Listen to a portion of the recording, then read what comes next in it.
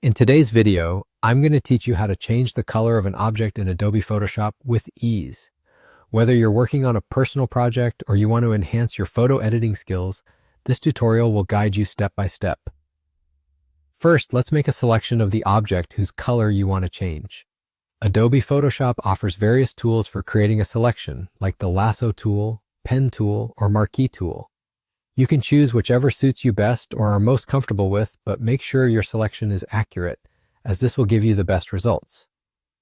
Once you've made your selection, the next step is to click on Add Layer Mask in the Layers panel.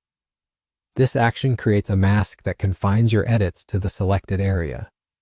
Now you'll need to make a copy of this new layer mask. Doing this ensures you have a backup and helps apply the effect only where needed.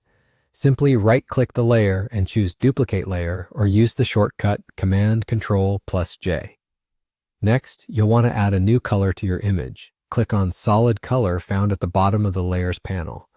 A color picker will pop up, allowing you to select your desired color. Choose the one you prefer and click OK once you've settled on a color. At this point, your selected object will transform into the solid color you chose, which might look a bit odd, but don't worry, we're not done yet.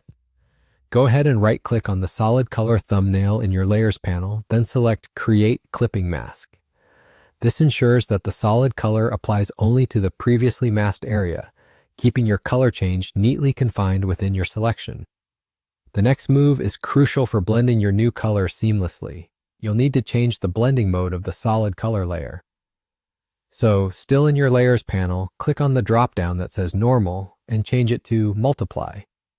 This blending mode typically works well for adding color, as it combines the color with the shadows and highlights of your object, often resulting in a more natural look.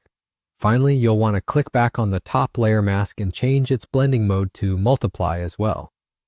This helps refine the blending of your new color with the other layers below it, allowing for a more cohesive appearance. And there you have it. You've successfully changed the color of an object in Adobe Photoshop.